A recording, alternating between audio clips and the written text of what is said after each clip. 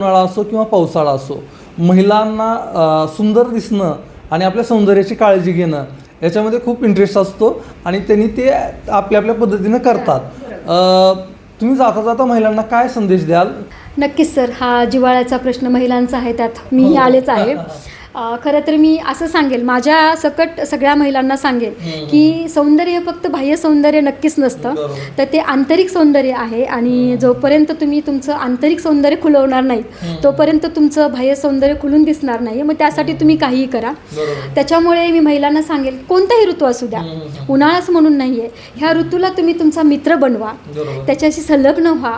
तिथे तुम्ही काय स्वतःची काळजी घ्यायची आहे ती घ्या आणि आंतरिक तुम्ही हसत आणि तुम्ही म्हणतात ना दिलखुलास राहा, तर नक्कीच तुम्ही खुलून दिसताल.